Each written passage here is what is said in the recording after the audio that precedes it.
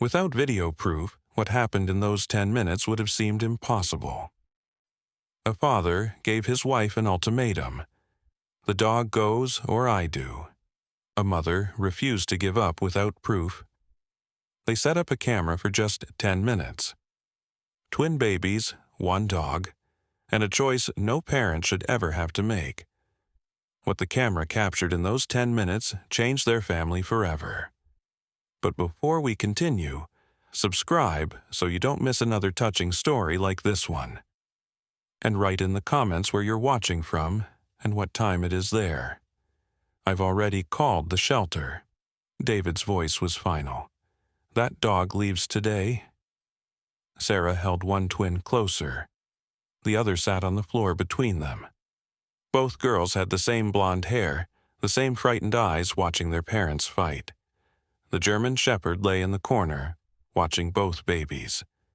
He's a danger to them, David continued, pointing at the dog. Twin babies, Sarah. Double the risk. I can't take that chance with both our daughters. You're wrong. Sarah's voice shook but stayed firm. He's protecting them. He's been protecting them since the day they were born. David laughed bitterly. He's a dog. He doesn't protect, he reacts. And when he reacts wrong, our girls pay the price. Sarah's throat tightened. She knew what she had to do. Then prove it, she said. 10 minutes, the twins, the dog, and a camera. If you're right, you'll have your proof. If you're wrong, he stays, forever. David's jaw clenched. Fine, 10 minutes, and when I'm proven right, you'll watch me load him into that shelter van yourself. Sarah's hands trembled as she set up the camera. The shepherd had been with them for 3 years, since before the twins were born. He'd never growled, never snapped, never shown aggression. But David had read the articles. German shepherds and small children. The statistics, the warnings. And once fear took root, no amount of reassurance could pull it out. A few minutes later, both twin girls were on the carpeted living room floor. One was playing with a set of colorful stacking rings. The other was patting a stuffed bunny, making soft cooing sounds. The blinking red light of the small camera recorded from the shelf. The shepherd was lying several feet away, positioned exactly in the center between both girls. His dark fur spread across the carpet, his chest rising and falling in a calm rhythm. His eyes, sharp and steady, moved constantly from one twin to the other, back and forth, never resting on just one. David stood near the door, arms folded. This is insane. You're risking both their lives. If you're so certain, then we'll see, Sarah said sharply. Stop talking. He slammed the door behind them. In the kitchen, the phone on the counter displayed the live feed from the camera. On the screen, one twin shook the stacking rings, making them rattle. The other twin heard the sound and started crawling toward her sister. The shepherd sat up slowly, his ears standing tall, his head turning to track both movements. David's face twisted with disgust. See him watching like that? He's calculating, waiting. Sarah leaned closer, her palms sweating. He's watching, not calculating. It's completely different. One twin giggled, reaching for her sister's foot. The other squealed. The shepherd shifted position, keeping himself centered between them. His nose moved close to one girl's shoulder, then he turned to check the other. Sarah stopped breathing. It's starting, David whispered. I told you. But then the shepherd did something unexpected. He moved carefully, positioning his body so he could see both girls and the rest of the room simultaneously. His chest pressed to the floor, creating a living surveillance point. What's he doing? David asked, eyebrows drawing together. Sarah's hand flew to her mouth. He's positioning himself so he can watch both of them and everything around them. David shook his head. That's ridiculous. Dogs don't... The shepherd's ears pulled back. His eyes locked onto movement from the left side of the room. He went rigid, muscles tightening, body rising slightly. One twin was crawling away from her sister, moving toward the left corner, babbling happily. The other twin stayed where she was, still playing with the stacking rings. From the left corner of the screen, the robot vacuum cleaner rolled into view, its round body humming as it moved across the rug, heading directly toward the crawling twin.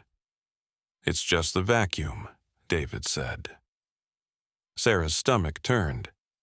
She remembered how the vacuum had caught the shepherd's tail twice, startling him badly. He was wary of that machine. He knew it could be trouble. The vacuum rolled straight toward the first twin. The shepherd's body went completely stiff. His chest expanded with a low rumble. His eyes narrowed, ears flattened. He rose, body dropping low, moving toward the first twin. But just as he started forward, the second twin suddenly turned around. She saw her sister crawling away and decided to follow. She began crawling quickly in the opposite direction, toward the right side of the room, toward the staircase that led to the second floor, the one they'd been meaning to install a baby gate on, the one with 12 wooden steps that dropped straight down. The gate was open. Sarah's hand flew to her mouth. Oh my God, the stairs. David's face went white. No, no, no, no. On the screen, the shepherd's head whipped to the right. His eyes locked onto the second twin crawling toward the open staircase, her tiny hands slapping the carpet, completely unaware. The vacuum continued rolling toward the first twin from the left. The second twin crawled closer to the stairs on the right. The shepherd stood frozen for exactly 1 second, his head turning rapidly between both girls, his body tense, his breathing heavy. He had to choose.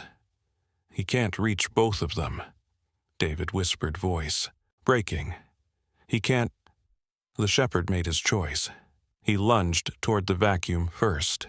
With a sharp bark that burst through the monitor's speaker, he lowered his nose and shoved the machine forcefully with his muzzle.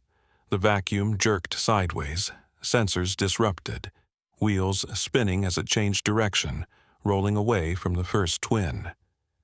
The first twin squealed, startled, and sat down, no longer crawling forward. But the shepherd didn't stop to check her. On the monitor, David saw the timestamp. 4 seconds had passed since the vacuum changed direction. The second twin was still crawling toward the stairs. The shepherd had to move now. His head whipped around. The second twin was now less than 3 feet from the top of the staircase, still crawling forward, giggling, thinking it was a game. The shepherd's paws thundered across the carpet. His body moved like lightning, faster than either parent had ever seen him move. He reached the second twin just as her hand touched the edge of the top step. With his teeth, he gently but firmly grabbed the back of her pink pajama top. He pulled. The twin's body jerked backward, away from the stairs. She made a surprised sound, confused, her arms and legs flailing. The shepherd dragged her a full 3 feet away from the staircase, then released her pajama top and immediately positioned his body between her and the stairs, blocking her path completely. The twin started to cry, frightened by the sudden pull. The first twin, hearing her sister cry, began crying too. But the shepherd didn't move. He stood guard at the top of the stairs, his chest heaving, his eyes moving between both girls, checking them, counting them, making sure they were both safe. Then, slowly, he walked to the first twin. He nuzzled her gently with his nose, as if apologizing. She grabbed his fur with her tiny fist, her crying quieting to soft whimpers. He moved to the second twin and did the same, lowering his head so she could touch him. She grabbed his ear and pulled it, her crying stopping as she giggled. The shepherd then positioned himself directly between both girls and the staircase. He lowered himself to the floor, his eyes still alert, still watching. In the kitchen, Sarah's tears streamed down freely. Her hand covered her mouth, her whole body shaking. David stood frozen, his face ashen, eyes locked on the screen. "He saved them both," David whispered. "He went for the vacuum first because he could redirect it quickly. Then he ran for the stairs because that was the real danger. He knew. He prioritized." Sarah couldn't speak. She could only watch as both twins crawled toward the shepherd, climbing on top of him, pulling his fur, giggling. He lay perfectly still, letting them use him as a climbing structure, his tail wagging gently, his eyes never leaving the staircase. David dragged his hand across his face. His voice cracked. "I almost sent him away. He saved them both. I was so wrong." When the alarm on the phone finally sounded, Sarah rushed to the living room, David following behind her. She fell to her knees, scooping up both twins in her arms. The shepherd rose, his tail wagging gently, his eyes moving from her face to the girls. Sarah stroked his fur, her voice cracking. "Good boy, you saved them. You saved both our babies."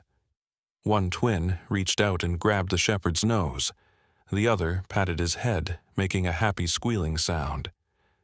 David stood in the doorway, his pride shattered, his anger vanished. He crouched down slowly, resting both hands on the shepherd's head. "You're staying here," David said quietly, his voice breaking. "Forever. Your family." Both twins giggled and clapped their hands as if they understood. That night, the shepherd curled up on the floor directly in front of the staircase, outside the twins' nursery door. His eyes were half closed, his ears still raised.